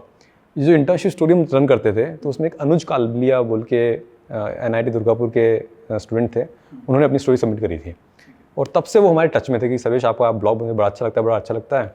और वो बाद में IBM ज्वाइन हो गए, पर उनको वेब डेवलपमेंट आइडिया था, वो फ्रीलांसर बन गए। तो हमने उनको वो दे दिया प्रोजेक्ट कि आप ये प्रोजेक्ट कीजिए। पर अनुज अपनी जॉब के साथ ही कर रहे थे, उनको भी स्ट्रगल आ रहा था, तो उन्हें कुछ इंटर्न्स चाहिए थे, तो उन्हें इंटर्नशिप से इंटर्न हायर कर लिया। फिर भी हम कर नहीं पा रहे थे। इसी टाइम में विक्रम शाह IIT मद्रास से जो मेरे जूनियर थे वो ज्वाइन हो गए। तो I think once Vikram join ना, देन आई कुड से कि यार टेक्नोलॉजी तुम संभालोगे। हालांकि वो किसी और रोल के लिए ज्वाइन हुए थे, वो अलग कहानी है, पर उसमें नहीं जाते हैं। टेक्नोलॉजी तुम संभालोगे, बिजनेस मैं संभालता हूँ, आप थोड़ा टेक्नोलॉजी साइड पर ध्यान दीजिए। तो he became the CTO at Internshala. ठीक है, तो उस टाइम सैलरी क्या दे रहे थे आप? सैलरी उनको जो भी जो मार्केट स्टैंडर्ड था? हाँ, मार्केट स्टैंडर्ड था जो भी। तो विक्रम फ्यूचर फर्स्ट कंपनी में काम कर रहे थे एज अ ट्रेडर, तो वहाँ पे जो भी सैलरी मिल रही थी उससे मैचिंग सैलरी हमने दी। और तब तो हमारा रेवेन्यू स्ट्रीम बन गए थे, एडवर्टीजमेंट वगैरह आने लग गए थे, कंपनी से डील होने लग गई थी हमारी, तो वो हमने वो सैलरीज दी। इन बिटवीन आपने ESOPs भी दिए किसी को? नहीं, वो तो सब पता ही नहीं था। ये तो सब बाद में आया, मुझे जो स्टार्टअप जब ग्लैमराइज हुआ तब पता लगा ये भी होता है। ये हाँ, तो मार्केट साइजिंग क्या होती है, टोटल एड्रेसेबल मार्केट क्या होता है, TAM से बोलते हैं, TG क्या होता है, कस्टमर एक्विजिशन कॉस्ट क्या होती है, ये सब कुछ टर्म्स ही नहीं बताते। करना था, मजा आ रहा था। I think one of the things that have been constant in my life and I think lot of entrepreneurs life is कि the desire to do something new every day, to learn something new every day has been very fascinating. तो मैं तो इसलिए कर रहा था, भाई पैसा बने ना बने पर मज़ा बहुत आ रहा है, सीखने को बहुत मिल रहा है मुझे। 5 साल जो नौकरी करके सीखा और मेरी बेस्ट जॉब्स थी। आई हैड गुड जॉब्स, मुझे भी जॉब से नफरत नहीं है किसी जॉब से, मुझे अच्छे मैनेजर्स थे, अच्छा काम था, पर फिर भी जो 5 साल में सीखा वो मैं यहाँ पे शायद 5 महीने में सीख गया। और हर 5 महीने में उतना ही सीख रहा हूँ। कभी कोई मीडिया में कवरेज आ रही है, कभी कोई लीगल नोटिस आ गया है, कभी अकाउंटिंग कर रहा हूँ, है ना, मैं सब कुछ सीख रहा हूँ, तो बड़ा मज़ा आ रहा है ना। ऑलराउंडर ही होता है। हाँ, एंटरप्रेन्योर तो हैज़ टू बी ऑलराउंडर, तो वो बड़ा मज़ा आ रहा था। तो फिर विक्रम आए तो उन्होंने टेक्नोलॉजी टीम संभाली। उसके बाद से फिर हमने कभी we didn't look back. Today technology our strength. Technology हमारी फिर 2013 में वेबसाइट आई, 2015 में ऐप आया, फिर इंटर्नशिप ट्रेनिंग्स ऑनलाइन लर्निंग वाला प्लेटफॉर्म था। थ्रू आउट आप बूटस्ट्रैप करके चल रहे हो अभी तक? हाँ, कभी फंडिंग? करेक्ट। हाँ, we always made sure that we generate enough revenue and we put it back into the business. और बड़े अभी फ्यूचर में प्लान भी नहीं है? हाँ, मतलब मुझे ये है कि from and I don't know whether this is right thing और not, and everybody has their own style. मतलब मैं ये नहीं कहना चाहता कि सही है गलत है, पर ये मेरा मानना था कि किसी का पैसा इन्वेस्टमेंट की तरफ भी लेता हूँ ना, तो मिलता है उधार है वो।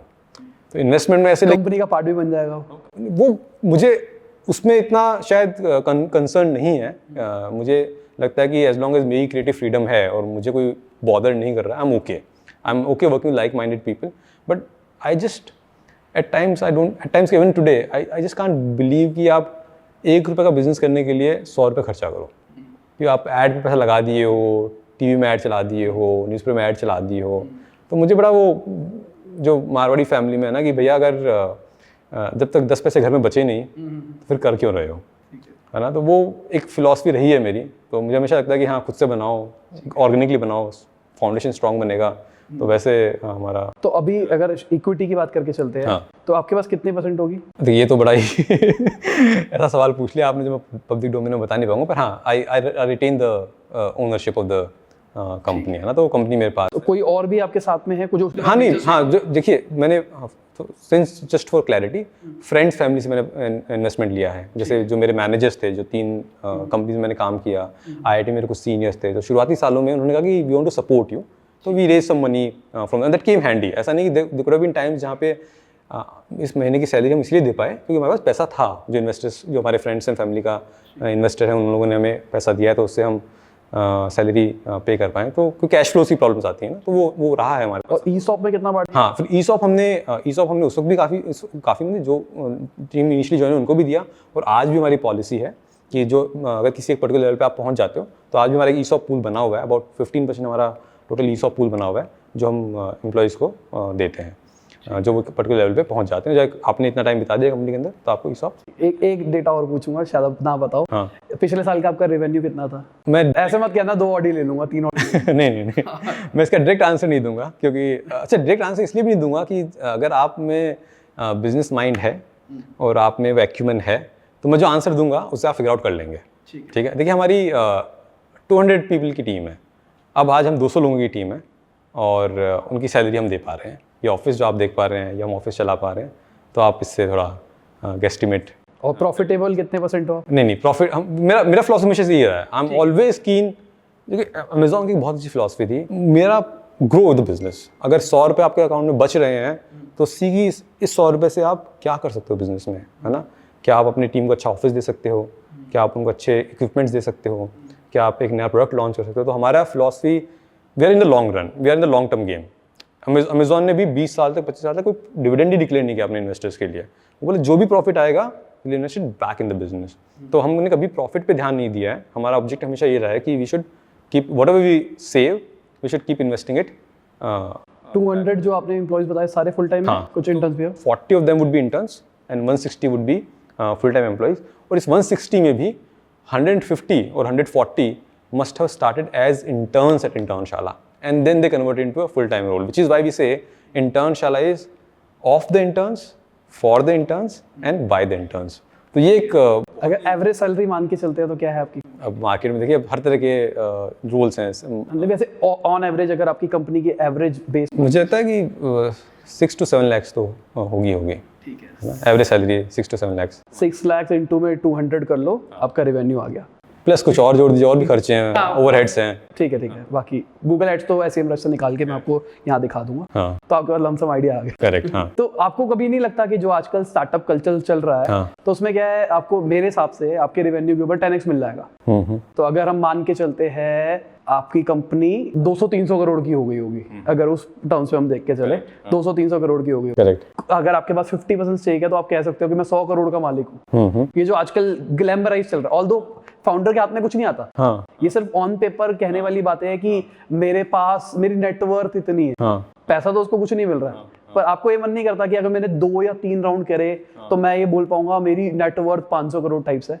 या आप उसी आइडियोलॉजी पे हो कि नहीं, मेरे को बड़ा ब्रांड बनाना है और मेरे पास ज्यादा प्रॉफिट आना चाहिए, मतलब इन घर पे मेरे पास ज्यादा आना चाहिए दुनियादारी को दिखाने के लिए? हाँ, तो मुझे लगता है कि अलग अलग फिलॉसफीज हैं, कोई फिलॉसफी सही या गलत नहीं होती है। हाँ। ये आपका क्या मानना है? मेरा तो ये बड़ा मानना है कि देखिए, मतलब फिर से मारवाड़ी फैमिली से आता हूँ, वहाँ पे बड़ी क्लियर फिलॉसफी है, भैया बिजनेस हल्ला करके मत करो, शांति से करो।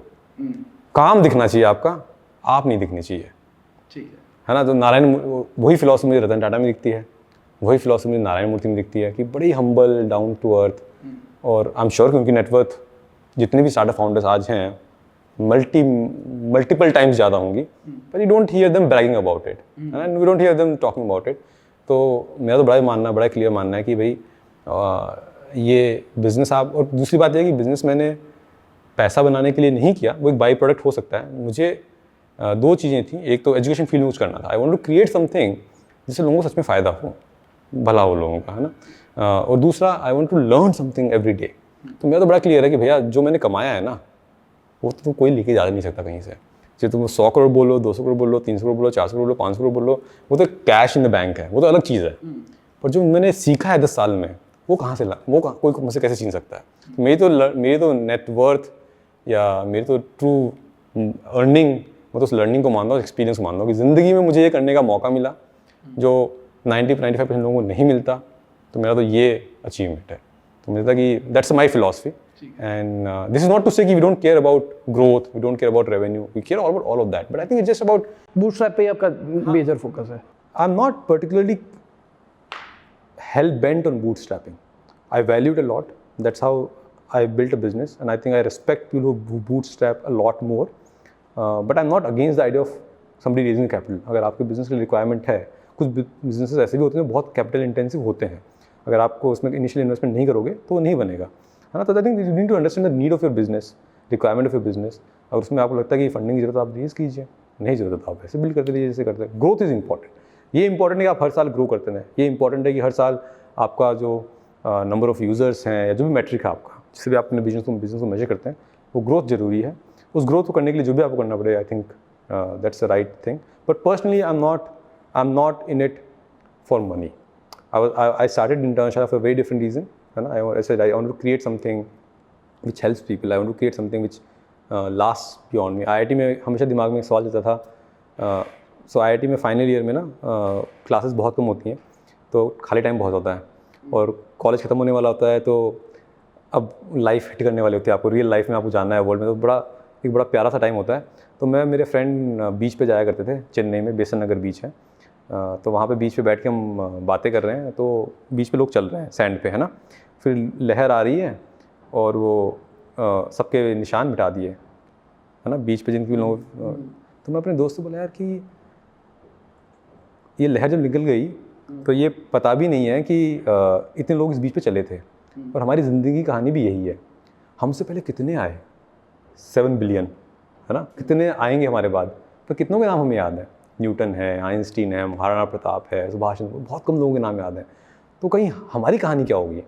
हमें लोग याद रखेंगे या हम भी बेनाम और गुमनाम 100 साल बाद हमारे घर वाले याद रखेंगे, वो याद रखेगा? तो ये एक सवाल दिमाग में रह गया कि what is the purpose of your life, what are you creating that will last centuries, है ना। तो एक वो भी एक एंगल था इंटर्नशाला बनाने के पीछे। तो I want to create something which last beyond me, है ना, कि मैं दुनिया में रहूँ ना रहूँ पर इंटर्नशाला रहे और लोगों की मदद करता है। लोग इंटर्नशाला जब भी सोचे बोले किसने बनाया, तो सर्वेश ने बनाया, तो वो एक नाम रहे। तो मेरा ऑब्जेक्टिव बड़ा उस तरह का है बिज़नेस बनाने का कि खूब सीखना है, कोई ऐसा बनाना है जो मेरी लेगेसी क्रिएट हो, या जो भी इस पे काम करे हमारी टीम में उनकी लेगेसी क्रिएट हो, और सीखने को बहुत कुछ मिले और लोगों का भला हो। भाई people should benefit from the business. Marwari का कॉन्सेप्ट शुभ लाभ, कि आपको जो लाभ है ना वो शुभ होना चाहिए। अगर वो लाभ शुभ नहीं है ना तो फिर आपकी 7 पीढ़ियाँ भुगतेंगी, है ना। अगर आपका लाभ शुभ है तो 7 पीढ़ियाँ भोगेंगी, और लाभ अशुभ है तो 7 पीढ़ियाँ भुगतेंगी। तो ये बड़ा क्लियर है, वो भी मारवाड़ी कॉन्सेप्ट है ना। घर में हर दुकान के आपने देखा होगा, दुकानों के बाहर लिखते हैं शुभ लाभ, तो आपका लाभ शुभ होना चाहिए। तो आपको business should be adding value to the society. तो अभी आप कंपनी कल्चर के बारे में बता रहे थे कि आपका कंपनी कल्चर है जुगाड़, तो क्या है आपका company culture basically? Company culture क्या है उससे पहले आई थिंक ये जानना जरूरी, कल्चरल की हमारी फिलॉसफी क्या है। तो एक वेस्ट सिलिकॉन वैली में ये बोलते हैं culture Yeats strategy for breakfast. इसका मतलब ये है कि स्ट्रैटेजी आती जाती रहेंगी, पर कल्चर जो बन गई ना वो डन है। उसके बाद चेंज होना बहुत मुश्किल, because culture is who you are as a person, है ना। तो हमारा right from the beginning we are very culture focused organisation. We say we are a culture first business. मतलब इंटरनेशनल में कल्चर इज सो इम्पॉर्टेंट कि we can accept a mistake which causes loss to business, and we have accepted several of them over the years, but we'll never ever accept anything which is against our culture, ठीक है। And right from the beginning बहुत clarity रही है हमें। वो culture है क्या? Culture है क्या, उस पर ले जाना चाहिए कि कल्चर है क्या, मतलब कल्चर का मीनिंग क्या है। आप बताइए कल्चर का मीनिंग क्या है। फिलॉसफी किस तरीके से हमारी टीम बिहेव करेगी, क्या विजन रहेगी हमारा, हमारा काम करने का तरीका क्या रहेगा, क्या हमारे लिए सही है, क्या हमारे लिए गलत है, बेसिकली यही। क्या हमारे लिए सही है, क्या हमारे लिए गलत। और कल्चर क्या ऑर्गेनाइजेशन की होती है, कल्चर एक इंडिविजुअल की होती है। ऑर्गेनाइजेशन की भी होती है, इंडिविजुअल भी होती है, पर इंडिविजुअल को ऑर्गेनाइजेशन की माननी चाहिए। हाँ, अब इसमें 2 चीज़ें बिल्कुल सही है। अब मैं इसमें 2 चीज़ें ऐड कर देता हूँ। कल्चर हमारी डेफिनेशन है, culture is what you do when no one is looking. आप घर में बड़े आते हैं, आप तुरंत पैर छू लेते हो क्योंकि हमारे दिमाग में बात बैठी हुई है। सो कल्चर, हमारी डेफिनेशन ऑफ कल्चर है, culture is what you do when no one is looking. कोई देख नहीं रहा तो क्या करते हो आप? अगर वो आपकी कल्चर है तो एक तो हमारी डेफिनेशन ये है। दूसरा हमारा, since culture is what you do when no one is looking, hence आपकी ऑर्गेनाइजेशन कल्चर और इंडिविजुअल कल्चर डिफरेंट नहीं हो सकती। फिर तो डुअलिटी आ गई ना। अगर आप ऑनेस्ट, आप सच में एक बहुत ऑनेस्ट इंसान हो, पर कंपनी कल्चर है कि भी कैसे करके सेल्स आनी है, तो आप खुश रह पाओगे वहाँ पे? नहीं रह पाओगे, क्योंकि कॉन्फ्लिक्ट आ गया। इसीलिए हमारा ये मानना है कल्चर को लेके कि कल्चर इज नॉट कि हमने वॉल पे कुछ लिख दिया और आप सब उसको फॉलो करने लगे। Culture is who you are, and 20-25 साल तक आप ऑलरेडी बन चुके हो, मैं उसको चेंज नहीं कर सकता। तो culture is who you are. तो मैंने जो पहले बात की कि हम बहुत स्क्रीनिंग करते हैं, 2 घंटे लगाते हैं, 3 घंटे लगाते हैं कि आप कौन हो जानने में। तो culture is who you are. So for us culture is what you do when nobody is looking, and culture is who you are. And you are even before internship you are like this. हाँ, internship में add 1 or 2 things to you, but you मोटा आपका खाका ये है, ये values आपकी हैं, है ना। तो culture is not something we create, culture something we curate, कि ऐसे लोगों को लेके आए। तो हमारी कल्चर क्या है? कल्चर हमारी 11 वैल्यूज हैं जो हम बहुत स्ट्रांगली बिलीव करते हैं। ड्रीम बिग सबसे पहली कल्चर है कि बड़ा सोचो, है ना, कुछ भी छोटा मत करो। मतलब ऐसा नहीं कि 5 रुपये के लिए कर रहे हो, करो तो जैसे कितना बड़ा हो सकता है, क्योंकि अगर बड़ा नहीं है तो मज़ा नहीं आएगा। बड़ा नहीं है तो फिर इतना एफर्ट लगा भी दोगे, फिर पॉइंट क्या है ना। तो ड्रीम बिग, ठीक है, पहली चीज़। तो ये सब यहाँ पे लिखी हुई है ना, पर अच्छा टेस्ट है, लेकिन मुझे 11 याद है नहीं है। पर सपने देखने से क्या होता है? You to make them happen, make it happen, that second culture, make it happen. Which is, अगर आप ब्लॉग वाले दिनों की बात करूँ कि हमारा सपना था इंटर्नशिप बड़ा बने, वेबसाइट है या नहीं है, पर हम उसे करके दिखाएंगे। तो मैंने ब्लॉग से मेक इट हैपन हमने कल्चर बनाया। फिर तीसरा हमारा फिलॉसफी रहा है users at the heart of everything we do. जो भी कर रहे हो यूजर्स के लिए करो। जैसे आप यूट्यूब चैनल बनाते हो अपने सब्सक्राइबर्स के लिए, व्यूअर्स के लिए आप बनाते हैं कंटेंट, है ना। अब उनको कभी शॉर्ट चेंज मत करो। शॉर्ट टर्म के लिए, गेन के लिए आप उनको कभी हानि मत पहुंचाओ। अगर आप उनका ट्रस्ट जीत लिया ना तो आपको बहुत बड़ा एसेट क्रिएट हो गया। इंटरनेशनल 10 साल में एक ही एसेट बना है, वो है ट्रस्ट, जो ब्रांड हमने बिल्ड किया है। तो users at the heart of everything that we do is our third culture. हमारे हर कॉन्वर्जेशन में, हर डिसीजन में, हर एक्शन में वी ऑलवेज थिंक अबाउट कि यूजर्स के लिए सही है या नहीं है, उनके लिए साथ हम क्या कर रहे हैं। फोर्थ है डू द राइट थिंग। जिंदगी में कुछ ऐसा मत करो कि कल अखबार में छप जाए तो शर्म आए, है ना। पेरेंट्स पता चल गया कि आपके बच्चे ने ये काम किया तो सर झुका लें। Do the right thing. और कभी भी ऐसा कुछ मत करो जो अनएथिकल हो, ये कभी मत करो। फिफ्थ हमारा कल्चर है relentless pursuit of excellence. Relentless pursuit of excellence ये मेरा पर्सनली बहुत फेवरेट कल्चर है कि आज मुझे इंडिया में और वेस्टर्न कंट्रीज में बहुत बड़ा डिफरेंस ही लगता है माइंड सेट। अब जुगाड़ की जो हमारी बात करते हैं, वो जुगाड़ हमारा भी कल्चर है, उसमें मैं बाद में आऊँगा। आप देखिए इंडिया में अगर हमारी आपने देखा टेबल्स हैं वो हिलती हैं, है ना। अगर आपने सर्किट इलेक्ट्रिशियन को बुलाइए, बोलिए भैया यहाँ पे वो लगाना है, नट बोल्ट लगाना है, तो एक टेढ़ा लगा देगा, वो सीधा होल में जा भी नहीं रहा तो उसको कैसे घुसा देगा। वेस्ट में ऐसा नहीं होता, है ना। वो हर काम को बहुत सिस्टम तरीके से, बहुत प्रॉपर तरीके से करते हैं। तो मेरा ये मानना है कि आपको your work is your signature on the world. आपके जाने के बाद दुनिया याद रखेगी कि ये काम किसने किया, तो आप नहीं रहोगे पर आपका काम रहेगा। तो you should make it like a masterpiece. तो स्टेफी ग्राफ को हॉल ऑफ फेम में इंडक्ट किया जाता, टेनिस हॉल ऑफ फेम में। तो एंड्रे अगासी ने एक स्पीच दिया कि स्टेफी ग्राफ कौन है, एज अ पर्सन कौन है, who is she as a person. तो उन्होंने बोला कि कुछ दिनों पहले हम न्यूयॉर्क के किसी होटल में ठहरे हुए थे, हम 16वें माले पे थे और हमारे विंडो से एक चर्च दिख रहा था। 10 स्टोरी हाइट का चर्च था। उस पर ऊपर एक ऐसे वो जैसे चर्च की डिज़ाइन होती है वैसे वो स्पीयर जो उसका कंस्ट्रक्ट हो रखा है, उस पर इतनी बेहतरीन नक्काशी हो रखी थी जो लाजवाब थी। उन्हें 15th फ्लोर से दिख रहा है कि यार बड़ा सुंदर चर्च है। फिर उन्हें स्ट्राइक किया यार ये चर्च 15th सेंचुरी में बना। दैट मीन्स 15th सेंचुरी में जो चर्च बना, जो कारीगर जो उस 15 टॉप फ्लोर पे काम कर रहा था, उसे पता था कि मेरे अलावा इसको कोई नहीं देखने वाला।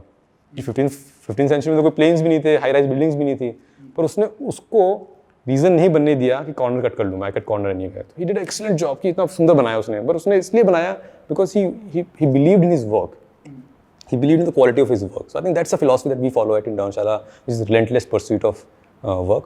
That's our fifth philosophy. Sixth philosophy is seek and give feedback. कि कभी भी कुछ सही लगे गलत लगे, अगर सही लगे तो चीयर करो, गलत लगे तो बोलो this how this could have been done better. Seventh philosophy. तो ये चीज़ आपके टॉप मैनेजमेंट को भी कोई, हाँ मैं उस पर आता हूँ मैं कि कल्चर बोलना एक अलग बात होती है, कल्चर बनाने की अलग बात होती है, उसमें एक बाद में आऊँगा। तो ये सिक्स्थ फिलॉसफी हमारी सीक एंड गिव फीडबैक हो गया। सेवन्थ फिलॉसफी है बी जुगाड़ू एंड कंजूस, है ना। बी कंजूस के लिए हम वर्ड यूज माइजर नहीं करते हैं, कंजूस के लिए हम वर्ड यूज करते हैं फ्रूगल। कि दोनों डिफरेंस है। माइजर होता है कि काम की चीज़ में पैसा नहीं लगाएगा, फ्रूगल सोच के पैसा लगाएगा। हाँ तो बी जुगाड़ू एंड कंजूस is our seventh philosophy. Eighth philosophy is keep it simple. आप ऑफिस देख लीजिए, है ना, हमारी वेबसाइट देख लीजिए, कीप इट सिंपल, है ना, don't make it unnecessarily complicated. Ninth philosophy है have fun at what you do. क्योंकि अगर मज़ा ही नहीं आ रहा तो फिर क्यों कर रहे हो। हाँ आप जॉब कर रहे हो, चाहिए एंटरप्रेन्योरशिप कर रहे हो, अगर मज़ा नहीं आ रहा तो don't do it. 10th philosophy है ऑन टाइम एवरी टाइम। कभी भी अगली दो फिलॉसफी हैं वो सिर्फ इंडिया कॉन्टेक्स्ट के लिए, सिर्फ क्योंकि हम इंडिया में काम कर रहे हैं इसलिए हमने बनाई ऑन टाइम एवरी टाइम। क्योंकि हमें पता था कि इंडिया में लोगों को बड़ी आदत है इंडियन स्टैंडर्ड टाइम की, है ना, आधा घंटा बोल के 1 घंटे बाद आएंगे। तो we want to be very clear कि हम one day will be global company. तो मैं ये नहीं चाहता कि अमेरिका से हमने कॉल लगाई है, अमेरिका में हमारे ऑफिस वाले बैठे हैं, इंडिया वाले तो भी हाँ आ रहे हैं 15 मिनट में आ रहे हैं, तो बड़ा एम्बेरसिंग होगा। तो on time every time and cleanliness is godliness. आप चाहिए हमारा ऑफिस देख लीजिए, हमारी वेबसाइट देख लीजिए, but cleanliness is really really important. These are the 11 values that we have and you can verify, है ना। मैंने सारे बोल दिए 11 की 11। तो कल्चर बनाने की अलग बात है, पर कल देखिए मेरे कह देने से नहीं हो गया ना, आप में है या नहीं है। So Internshala culture is not owned by me और HR डिपार्टमेंट और top management. Culture is own by everybody. 10 लोगों में कल्चर सिखा सकता हूँ, पर जब टीम 200 से बड़ी हो जाएगी तो उनको कल्चर कौन सिखाएगा, उनके मैनेजर सिखाएंगे ना। तो culture is own by everybody. What does it mean is they are expected not only to live by this culture, they are expect to hold each other accountable. अगर सर्वेश CEO है पर मैं कुछ ऐसा कर रहा हूँ जो राइट थिंग नहीं है, या मैं कुछ ऐसा कर रहा हूँ जहाँ पे यूजर्स के अगेंस्ट है वो बात, तो आप चाहे इंटर्न हो, चाहे मैनेजर हो, चाहे कुछ भी हो, you have a right to stand up में से सर्वेश आप गलत कर रहे हो। तो कल्चर में ये नहीं है कि सर्वेश हायरार्की में ऊपर है इसलिए सर्वेश को कोई कुछ कर नहीं सकता। So our interns own the culture. Our managers own the culture, our top management own the culture, we own the culture, and culture own नहीं कर रहे हैं. These are the people who we are. हम लोग ही ऐसे लेके आते हैं जो ऑलरेडी चीज़ों में बिलीव करते हैं. तो इसीलिए culture is owned by everybody, which is why when these interns will become managers tomorrow and they will hire interns under them, they will teach them the same values. तो हमारा culture ऐसे wall पे मैंने लिख दिया ये नहीं है. It reflects in our day to day actions, it reflects in day to day conversation. कितनी बार ऐसा हुआ है मैंने कुछ प्रपोज किया है, टीम बोलती नहीं सर्वेश ये हमारे कल्चर से अलाइंड नहीं है. तो that's how culture is owned and managed and maintained. ठीक है. अभी आपने एक चीज़ बताई कि आप पहले मैनेजर्स तैयार करते हो, फिर वो इंटर्न्स लेके आते हैं, फिर वो मैनेजर्स बनते हैं, फिर वो इंटर्न्स आते हैं. तो ये कितना ड्यूरेशन होता है? ये डिपेंड करता है हमारे यहाँ. जैसे आप 6 मंथ इंटर्नशिप करके आप फुल टाइम बन सकते हो, और within 1.5 years after that you become managers, है ना. And then you start. 6 months में कितने उस टाइम आप इनिशियल स्टाइपेंड देते हो? 20,000 रुपीज़ पर मंथ. ओके. और ग्रेजुएट या पोस्ट ग्रेजुएट? कोई भी हमें, हाँ वो एक अलग चीज़ है. डिग्री से हमें फ़र्क नहीं पड़ता, स्किल होना चाहिए. आपके पास फॉर्मल डिग्री नहीं है पर आप बोलो सर्विस देखो मेरा पोर्टफोलियो देखो, मैंने किस तरह के डिज़ाइंस बनाए हैं, किस तरह की वेबसाइट्स बनाई हैं, आइए. So degree doesn't matter. And Elon Musk भी ये बोलते हैं degree doesn't matter, skill matters. तो अगर आपके पास स्किल्स हैं तो आप आइए, ज्वाइन कीजिए इंटर्नशाला. एंड वी पे best in class stipend, because Internshala है, इंटर्नशिप प्लेटफॉर्म है, तो हमें तो वो आपको लैंडमार्क सेट करना ही पड़ेगा. बेंचमार्क सेट करना ही पड़ेगा. तो वी पे 20,000 rupees per month stipend, 6 months internship. और कितने इंटर्न्स आप हायर करते हो?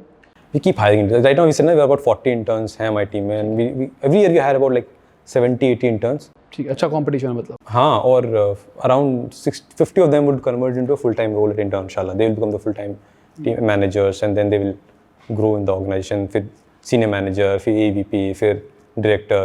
तो मुझे आज भी हमारे जो senior managers हैं, AVP हैं, VP हैं, all of them started as interns. सबकी जर्नी यही है हमारे यहाँ. Intern, associate, manager, senior manager, AVP, VP, head, director, ऐसे चल रहा है. ठीक है.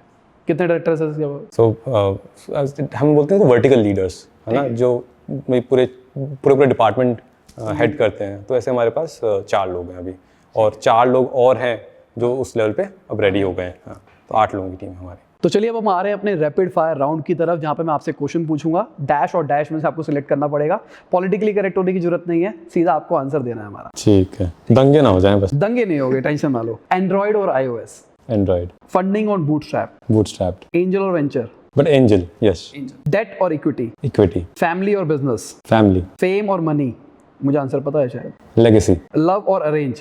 Arrange, that becomes love. Custom और standardisation? Standardization, because that's what scalable is. Veg और नॉन वेज? Veg. फ्रेशर और एक्सपीरियंस? Fresher. प्रॉफिटेबिलिटी और स्केलेबिलिटी? Scalability. लार्ज टीम और small team? The team that you need. Company को India में register करना चाहिए abroad? हाँ, recently I found out it's better to register it abroad, financially, legally, technically.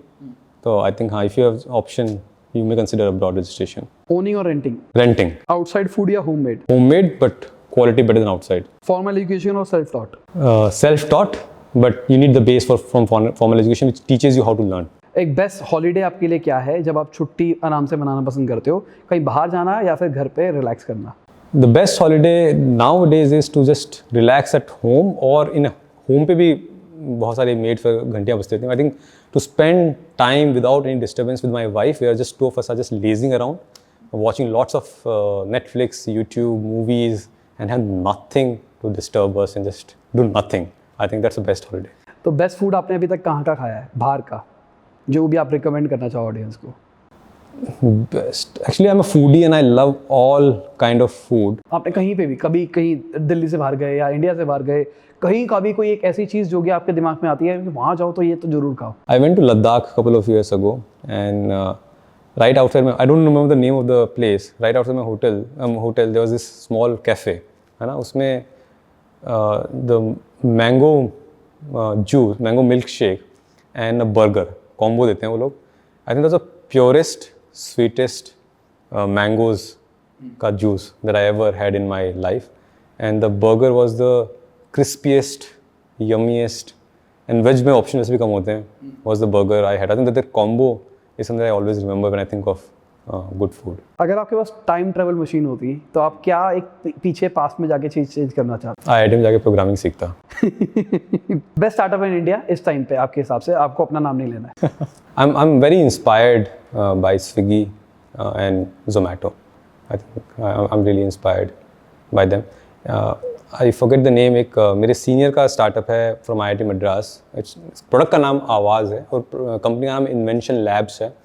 And this was a senior who I used to अजित क्यू, who I used to look up to in IIT, and he went to MIT, Stanford, I don't know where, but he came back to India and he built a product, a technology hardware product, which helps speech impaired kids speak. उस product का नाम है आवाज़। तो मैंने जब से उस प्रोडक्ट के बारे में काफ़ी टाइम हो गया सुना है मैंने, तो आई ऑलवेज बीन इन ऑ कि आपने एक अपनी एजुकेशन का, जो इंजीनियरिंग एजुकेशन का जो ट्रू यूज़ है ना, ट्रू यूटिलाइजेशन है, वो आई थिंक वहाँ पर आपने किया है। तो I am really in awe of that. So Awaaz from Invention Labs and Swiggy and Zomato, I think they're just very creative, and the way they solve the food delivery problem, I'm really amazed by that. ठीक है, अभी आप movie के बारे में बता रहे थे, आप छुट्टी वाले दिन नेटफ्लिक्स वगैरह पे देखना पसंद करते हो, फेवरेट मूवी कौन सी है आपकी? हम दिल दे चुके सनम। क्या अच्छा था उसके अंदर आपको? वो बस मैं आई थिंक सलमान खान का जो दिल टूटा ना, और वो बहुत उस लाइफ की उस फेज में बहुत कनेक्ट कर पाया मैं उस बात से। और I think it was very pure love, and the way Ajay Devgn और ऐश्वर्या का प्यार डेवलप हुआ शादी के बाद, है ना, वो भी बहुत मुझे प्यारा लगा। मुझे बहुत ही नेचुरल वे में एक हस्बैंड वाइफ का रिलेशनशिप भी दिखाया गया और एक वो लवर और गर्लफ्रेंड वाला रिलेशन भी दिखाया गया, और आई थिंक बहुत ही emotional. Favourite web series? Favourite web series Family Man, Manoj Vajpayee for the win. आपके हिसाब से सक्सेस क्या है? सक्सेस इज नोइंग, हाँ, I think when I started Internshala, I read somewhere, when was the last time you did something new, है ना? When was the last time you did something new? And my answer was just today, in a startup, right? So I think as long as you are learning and as long as you are doing something new, I think you're successful. Yeah, I think that's the biggest. Nobody can take that away from you, right? What you would learn, पैसा आपका हो सकता है चला जाए, market कहीं नहीं जा सकता है, वो जो लर्निंग है और जो उसका मज़ा है, knowing that there's so much to learn in this world and you could take a portion of it and store it in your brain, I think it's true. This is true wealth. आप morning person हो या फिर night owl हो? Morning. Oh, night. Oh, so we sleep at 9 o'clock. अच्छा। And we wake up at 5. हाँ, 9 o'clock के बाद तो मैं कुछ कर ही नहीं सकता, very rarely. फेवरेट बुक 5 बता दो। अभी recently I read Elon Musk का biography, which was very inspiring.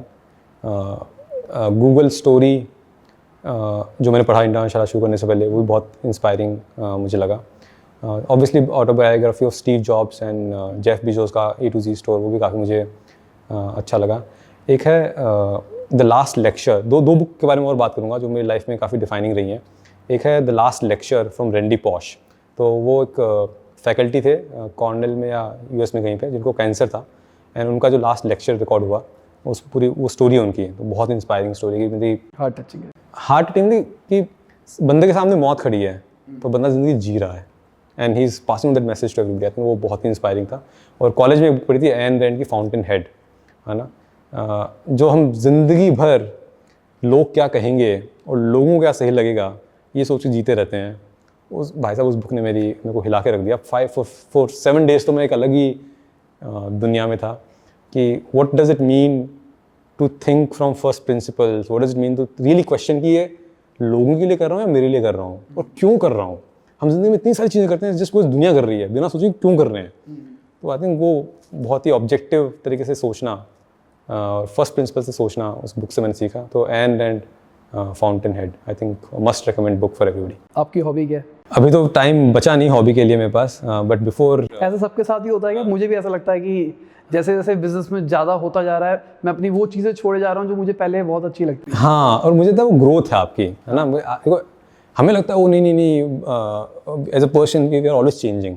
जब हम स्कूल में थे वो कॉलेज में नहीं थे, जो कॉलेज में है वो 25 साल पे नहीं थे, 25 साल पे। मुझे बहुत अच्छा लगता है ट्रैवल करना, दोस्तों के साथ कहीं भी चला गया, होटल में एक रूम में 5 लोग सो रहे हैं, पर आज मुझे अच्छा लगता है यार नहीं, वो रूम के अंदर सिर्फ मैं होना चाहिए और मेरी वाइफ होनी चाहिए, जो भी होना चाहिए, मतलब कोई और डिस्टर्बेंस नहीं चाहिए। मतलब कि you keep that's part of growth in life, so that things that you love before but you don't love any more. So earlier I used to love biking, long trip पे जाता था, Yamaha FZ16 थी मेरे पास।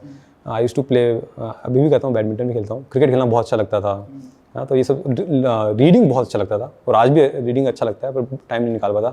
Writing बहुत अच्छा लगता था। मैंने इंटर्नशाला जब ब्लॉग शुरू किया तो उससे पहले अपना खुद का पर्सनल ब्लॉग लिखा करता था, तो वो सब चीज़ें अच्छी लगती थी। I think to some measure they are still there. Biking definitely छूट गया है, स्पोर्ट्स डेफिनेटली कम हो गया है, it's more of exercise now, पर reading and writing I think I still enjoy a lot. जैसे मुझे म्यूजिक पसंद है और मुझे क्रिकेट खेलना पसंद है, टाइम ही नहीं मिलता। हाँ करेक्ट। मतलब मैं सोच के बैठा हूँ कि और प्लस मेरे पास ऑडियंस है, मुझे पता है अगर मैं अपना कोई गाना वाना टाइप्स निकालूंगा तो व्यूज आ जाएंगे। अच्छा। उसका भी टाइम नहीं मिलता। ऑलमोस्ट 2 साल हो गए गाना लिखे हुए कि मैं गाना करूंगा, अभी तक वैसा का वैसा। हाँ नहीं, हाँ मुझे लगता है कि हाँ, एंड लाइफ टेक्स ओवर ना, there so many things that you get busy with. तो ये लॉकडाउन में क्या लर्निंग रही, मतलब क्या चैलेंजेस फेस किया आपने पर्सनल लेवल पे एज अ बिजनेस लेवल पे, दोनों पे? एक तो ये लेसन लगा, मुझे बहुत सारे लेसन थे। लॉकडाउन तो अपनी ज़िंदगी का अपना एक्सपीरियंस हो गया। पहला लेसन तो ये था कि ज़िंदगी में इतनी सारी भसड़ पाल रखी है ना, इतना सारा ट्रैवल, कम्यूट करना ज़रूरी है ऑफिस के अंदर, काम हो ही नहीं सकता अगर आप वर्क फ्रॉम होम करेंगे तो, और यहाँ जाना है, वहाँ जाना है, ये खरीदना है, वो खरीदना है। I think it's sort of brought us back to basics की लाइफ में बेसिक नेसेसिटीज़ क्या हैं, अच्छा खाना, अच्छी फैमिली, उनके साथ टाइम बिताना। So I think personally I felt lot of relearning और unlearning of what consumerism has sort of forced us to do in last 10-12 years. वो एक अनलर्निंग हुई। गुड़गांव वॉज, दिल्ली एनसीआर में पोल्यूशन का इतना बड़ा प्रॉब्लम रहता है, वो नहीं था। पहली बार घर से 5-5 किलोमीटर दूर तक मैं देख पाया खुला आसमान, नीला आसमान, तो बहुत सुंदर लगा। जो तकलीफ़ हुई वो थी उस टाइम पे जो माइग्रेंट वर्कर्स पैदल जब अपने गांव वापस जा रहे थे, है ना, तो हमारे घर से खिड़की से वो दिखती है रोड, तो जब उनको पैदल चलते हुए देखा, और कोई यहाँ से मध्य प्रदेश वापस चल के गया है, कोई कर्नाटका वापस गया है, तो उनको देख के बहुत दिल टूटा। मतलब कि कितने हेल्पलेस थे हम लोग कि हम खिड़की से खड़े देख रहे हैं ना, उनको हेल्प कर पा रहे हैं, तो वो बहुत डिप्रेसिंग था। वर्क फ्रॉम होम में एफिशिएंसी ऑब्वियसली बढ़ी टीम की, पर जो जुड़ाव है उनको मिस करता हूँ। जब 1 साल हो गया मैं ऑफिस में सिर्फ इसलिए आता हूँ कि वो ऑफिस की फील आए मेरे को, है ना, तो I miss being around with people and my team members and cracking jokes with them and discussing with them, तो वो मिस करता हूँ। पर शुरू में वो ठीक लगा कि हाँ चलो घर पे टाइम बिता रहे हैं, सबको अपना घर पे फैमिली का टाइम बिताने का मौका मिल रहा है। सो हाँ, झाड़ू पोछा बर्तन खूब किया और अच्छा भी लगा कि कर पा रहा हूँ। कुकिंग बहुत करी, वो भी अच्छी लगी, पर हाँ कुछ टाइम के लिए लगी, बाद में मेड की ज़रूरत थी। तो पर्सनल चीज़ें ये हुई। डर था ऑब्वियसली ऑल द टाइम कि फैमिली में जो एल्डर्स हैं, पेरेंट्स हैं, ग्रैंड पेरेंट्स हैं, वो बीमार ना हो जाए, तो एक डर की फीलिंग रही हमेशा। प्रोफेशनल फ्रंट पे I think internship it was a mixed year. जो इंटर्नशिप साइड ऑफ बिजनेस है वहाँ पे ऑब्वियसली शुरू में डिमांड, ये सप्लाई साइड कम हो गई, कंपनीज क्योंकि सबका काम बंद हो गया, रुक गया, तो इंटर्न हायरिंग काफ़ी कम हो गई, पर सप्लाई साइड बहुत आ गया। क्योंकि बहुत सारे बच्चे थे जिनकी इंटर्नशिप ऑलरेडी लग चुकी थी, वो छूट गई, तो फिर वापस इंटर्नशिप पे इंटर्नशिप ढूंढने के लिए। तो एक टाइम पे तो हमारे प्लेटफॉर्म पे 5 लाख साइमल्टेनियस यूजर्स थे, है ना, sorry 5 lakh in a day, sorry not simultaneous, 5 lakh students एक साथ वेबसाइट पे एक दिन में आए हैं जब वो लॉकडाउन अनाउंस हुआ था और लोगों की इंटर्नशिप छूट गई थी, तो काफ़ी ट्रैफिक आया। तो उस ट्रैफिक के आने से जो ऑनलाइन लर्निंग वाला बिजनेस है, हमारा इंटर्नशिप ट्रेनिंग्स एक ई लर्निंग वाला प्लेटफॉर्म है, तो जिसमें हम ऑनलाइन कोर्सेज बताते हैं, तो उस पर ट्रैक्शन अच्छा आया, उस पर ग्रोथ हुई। ई लर्निंग को ओवरऑल फ़ायदा ही हुआ है लॉकडाउन से, तो इंटर्नशिप बिजनेस में थोड़ा इम्पैक्ट आया, पर ई लर्निंग में ओवरऑल कितना ट्रैफिक आता है मंथली आपकी वेबसाइट पे से? अब हमने ट्रैफिक वगैरह ट्रैक करना भी कम कर दिया है, बिकॉज हमारे मैट्रिसेस अब दूसरे हो गए हैं। हमारे मैट्रिसेस हैं कि कितने पहले हम ट्रैक करते थे ट्रैफिक, फिर बाद में ट्रैक किया कितने बच्चे रजिस्टर करते हैं प्लेटफॉर्म पे, फिर हमने ये ट्रैक करना शुरू किया कितने बच्चे अप्लाई करते हैं, फिर हमने ट्रैक करना शुरू किया कि कितने बच्चों की एक्चुअली इंटर्नशिप लगती है ना। तो ट्रैफिक तो मुझे लगता है कि डेली हमारा 2-2.5 लाख ट्रैफिक आता ही होगा। मतलब just to give an example, साल में तकरीबन 50 से 60 लाख बच्चे प्लेटफॉर्म पे रजिस्टर करते हैं। ठीक है, और कितने को दिलवा देते हो? तो तकरीबन 5 से 6 करोड़ एप्लीकेशन आती है इंटर्नशिप की, so that's how every day 1.5 lakh applications for the internships that are there on the platform. हर दिन प्लेटफॉर्म पे 4 से 5 हज़ार इंटर्नशिप आती हैं। 1.5 से 2 लाख कंपनियाँ जो प्लेटफॉर्म रेगुलरली यूज़ करती हैं। It's a big setup now. We are just if it I to summarise, internship is world's number 1 internship platform. What I mean by that is, while we are India focused, in no other country exists an internship platform as big as Internshala, be it number of student users or be it number of corporate users, है ना। तो हमने जब शुरू किया था तो internship.com US की वेबसाइट हुआ करती थी जो काफ़ी बड़ी थी। Now we are 4 times 5 times larger than them in size in terms of traffic. तो फाइनल मैसेज क्या रहेगा आपका हमारी ऑडियंस के लिए? हाँ, तो मैं 2 मैसेजेस देना चाहूँगा, एक जो कॉलेज में स्टूडेंट्स हैं उनके लिए और एक उस ऑडियंस के लिए जो ऑनटरप्रेन्योरशिप करना चाहती है, स्टार्टअप करना चाहते हैं। कॉलेज स्टूडेंट्स के लिए मेरा मैसेज ये है कि आपका first few years in the job, right, first few years in your career, जो focus should be entirely on learning, है ना। तो अगर आप जॉब ढूंढ रहे हैं तो डोंट चेस सैलरी कितनी है, डोंट चेस ब्रांड कितना बड़ा है, your focus should be entirely on learning. क्योंकि आप अपने करियर के पहले 3-4 साल में जो सीखते हैं वही ज़िंदगी भर आपका बेस बनता है, उसी पे आप आगे ग्रो करते हैं। तो इसलिए मैं बहुत स्ट्रांगली एडवाइस करता हूँ स्टूडेंट्स को कि फर्स्ट ईयर से अपना स्किल बिल्डिंग शुरू कीजिए, है ना। चाहिए ऑनलाइन इंटरनेट पे पढ़िए, क्लासेस में पढ़िए, पर अपना स्किल बेस बनाइए और start interning as early as you can in your life and start interning with startups, that's where you get to learn a lot. मुझे लगता है कि your entire focus till the time you're 25 और 28 should be on learning as much as you can, and that should be a driving force in making all the career decisions that you have. और जो entrepreneur हैं, जो अपना खुद का business शुरू करना चाहते हैं, मैंने काफ़ी बातें ऑलरेडी बोल दी हैं। एक तो है जो फैमिली सपोर्ट की मैंने बात की। I think don't make parents not being supportive as an excuse for you not to start. They are only testing how strongly you believe in your idea and how much you can convince them. Because अगर आप अपने parents को नहीं convince कर पा रहे हैं तो बाद में कस्टमर्स को और इन्वेस्टर्स को उन्होंने कैसे कन्विंस करेंगे, तो वो तो आपको जानते भी नहीं है, है ना। तो I think look at your parents support from that lens. Build up, you should be also very clear about why are you building this business. जैसे मेरा रीज़न बड़ा क्लियर था कि I want to create something which helps people and which creates a legacy, create something which last beyond. मेरा कि अपना reason जानना बहुत ज़रूरी है कि आपका ड्राइविंग फोर्स क्या है, क्योंकि बिजनेस आप करना शुरू करते इतने अप्स एंड डाउन्स आएंगे, इतनी बार आपका मन करेगा कि यार चलो बंद करता हूँ, कुछ और कर लेता हूँ, पर वो रीज़न ही ऐसा होगा, वो जो ड्राइव थी उसी पे आप वापस बार बार जाओगे। और अगर वो ड्राइव सच्ची है, वो आपको अभी भी कनेक्ट कर रही है, क्लिक कर रही है, तो will continue on the journey and you will move forward. So remember, think about why you want to build the business that you want to build and then go on that journey. And एक practical advice ये है कि business में आँख बंद करके मत कूद जाओ।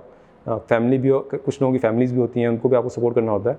तो प्लान, है ना, जैसे लाइफ इंश्योरेंस डेफिनेटली आपका होना चाहिए before I start your business. Health insurance ज़रूर होना चाहिए। अगर आप बिजनेस कर रहे हैं और स्टार्टअप कर रहे हैं और बीमार हो गए, अस्पताल के खर्चे आ गए, तो बहुत बड़ा नुकसान है। सो आई थिंक फिर प्रैक्टिकल फाइनेंशियल प्लानिंग आप 2 साल की कीजिए, लाइफ इंश्योरेंस, हेल्थ इंश्योरेंस आप लीजिए and then you start your business. I hope it helps. तो इसी के साथ आज की वीडियो खत्म होती है। उम्मीद करता हूं आपको बहुत कुछ सीखने को मिला होगा। लाइक कर देना, शेयर कर देना, कमेंट में बताना वीडियो कैसी लगी। बाय, गुड नाइट, शबा खैर, खुदा हाफिज़, गुड मॉर्निंग, गुड आफ्टरनून, जब भी आप वीडियो को देख रहे हैं।